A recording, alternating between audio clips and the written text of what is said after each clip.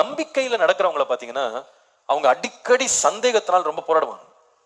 இது சரியாதான் செய்யறேனா, உண்மையாதான் நான் பின்பற்றேனா, இது நல்லதுதான் நடக்குதா? ஏன்னா இது ஒரு நம்பிக்கையின் அடிப்படையில் வர்றது. இது நம்மேலேயே நாம ஒரு ஒரு கட்டிடத்தை நம்ம வளர்க்கிறது மாதிரி இல்லையா? நம்முடைய கண்களால் பார்க்கறத வச்சு, காதுகளால் கேட்கறத வச்சு நம்ம தரிசித்து நடக்க வைக்கிறது தான் அந்த நம்பிக்கைன்றது. ஆனா விசுவாசம்ன்றது என்னன்னா, நான் கண்ணாலையும் பார்க்கல, காதாலையும் கேட்கல, மனசுல தோன்றவும் இல்லை.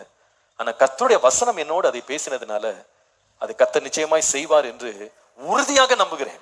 அல்லேலூயா, உறுதியாக நம்புகிறேன். இதுக்கு ஒரு வித்தியாசத்தை உங்களுக்கு காண்பிக்கிறேன் ரெண்டுக்கும். ஒரு முறை ஒரு மனிதன் இருந்தார். அவர் பேர் பிளாண்டின். எல்லாம் சொல்லுங்க, என்னது இந்த பிளாண்டின் அப்படின்றவர் யாருன்னு சொன்னா, இந்த கயிறு மேல அப்படியே எந்த ஒரு பிடிப்பும் இல்லாம அப்படியே நடந்து போகிற ஒரு வித்தை காட்டுற ஒரு ரொம்ப திறமையான ஒரு ஜிம்னாஸ்ட். இவர் என்ன பண்ணுவார்னா, வெளிநாடுகள்ல, நம்ம ஊர்ல கூட இது மாதிரி நடக்கிறத பார்க்கலாம், பிள்ளைங்கள்லாம் நடப்பாங்க இல்லையா? ஆனா வெளிநாடுகள்ல இது மாதிரி ரோப்ல எல்லாம் நடக்கிறோம் அப்படின்னு சொன்னா கண்டிப்பா சேஃப்டி கியர் போடணும்.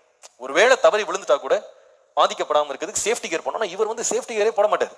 அவர் ரொம்ப சர்வ சாதாரணமாக இந்த பெரிய பெரிய கயிறுகள்ல அவர் நடந்து எல்லாரையும் பிரமிப்புக்குள்ள ஆக்கினார். அதுல ஒரு முறை அவர் பல கூட்டம், இவர் ரொம்ப புகழ்பெற்றவராக இருக்கும்போது ஒரு நாள் என்ன செய்தாரா, ஒரு அனௌன்ஸ்மெண்ட் கொடுத்தாரு. அந்த அனௌன்ஸ்மெண்ட்ல என்ன சொன்னார்னா, நயகரா வீழ்ச்சி இருக்கு பாத்தீங்களா, நயகரா ஃபால்ஸ். அந்த நயகரா ஃபால்ஸ்ல இந்த முனையிலிருந்து அடுத்த முனைக்கு கயிறை கட்டிட்டு அதுல நடந்தார். அதுல நடந்து போனார். அதுல நடந்து போய் சாதனை படைத்தார். எந்த ஒரு கையில எதுவுமே பிடிக்காம அப்படியே கயிறு மேலே நடந்து போனார்.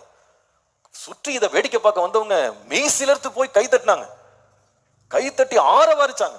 அவர் இப்படி நடந்து 2 பேரும் சுத்தி வந்துட்டு அவர் நின்றுட்டு கேட்டாராம், இப்ப நான் என்ன பண்ண போறேன்னா, ஒரு வீல் பேரோனா இந்த ஒரு சின்ன ஒரு வண்டின்னு வச்சுக்கிட்டுங்களேன், அந்த 2 டயர் இருக்கும், அல்லது முன்னாடி ஒரு டயர் இருக்கும். இந்த வீல் பேரோ ஒண்ணு நான் எடுத்துக்கிட்டு இந்த கயிறு மேல நடக்க போறேன், எத்தனை பேர் நான் நடக்க முடியும் நம்புறீங்கன்னு கேட்டார். எல்லாரும் உடனே கை தட்டினாங்க. உம்மால என்ன பண்ண முடியும், நடக்க முடியும் அப்படின்னு சொல்லிட்டு எல்லாரும் கை தட்டினாங்க.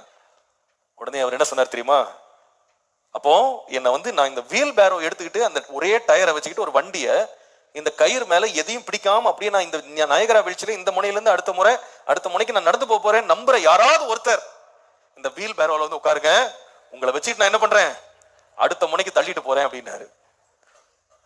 இவ்வளவு நேரம் கை தட்டிக்கிட்டு இருந்த ஒருத்தர் கூட என்ன பண்ணல, அதுல உட்கார்றதுக்கு வாலண்டியர் பண்ணவே இல்ல. இப்ப புரியுதா நம்பிக்கைக்கும் விசுவாசத்துக்கும்? வீல் பேரோ தள்ளுவீங்களா, நம்புறீங்களா? எல்லாரும் நம்பிட்டாங்க. அப்போ இவ்வளோ நம்புற அப்படின்னா உட்காருப்பானா, அது வேணாங்க, விழுந்தா என்ன பண்றது?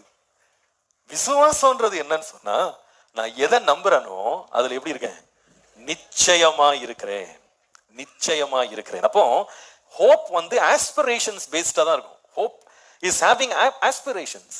நம்புகிறேன், ஆசைப்பட்டேன், நினைச்சேன், கனவு கண்டேன், அதன்படி நடக்கிறேன்றது நம்பிக்கை. ஆனால் விசுவாசம் என்பது it's not based on aspirations, it's based on assurance from God. அது தேவனிடத்திலிருந்து பெறுகிற உறுதியான நிச்சயங்கள். அல்லேலூயா.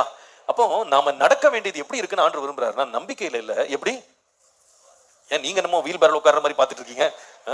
எப்படி நடக்கணும்? விசுவாசத்தை நடக்கணும். அப்ப விசுவாசம் என்ன செய்யும்னா, தாமதித்தாலும், சொல்லுங்க சத்தமா, வரும். தாமதித்தாலும் ஆமா, அது கண்டிப்பா வரும். நான் அதுல நிச்சயமா இருக்கிறேன். கர்த்தர் அதை எனக்காக செய்து முடிப்பா, கர்த்தர் நிறைவேற்றுவார். சின்ன பின்னடைவுகளை பார்த்து நான் பயப்பட போறதே இல்ல. எல்லாம் எனக்கு நன்மைக்காகவே கர்த்தர் செய்வார். நான் நம்பிக்கையின் அடிப்படையில லைஃபை வாழ்ந்தேன் அப்படின்னா, சின்ன சின்ன பின்னடைவுகளை பார்க்கும்போது கூட நான் சோர்ந்து போக முடியும். ஆனா விசுவாசத்தின்படி வாழ்ந்தா நிச்சயமா இருக்க முடியும். அதனாலதான் வேதம் சொல்கிறது, விசுவாசிக்கிறவன் பதறவே மாட்டான். ஏன் பதற மாட்டான்னு சொன்னா, அவன் விசுவாசித்து அவன் தரிசித்து நடக்கல, விசுவாசித்து நடக்கிறான்.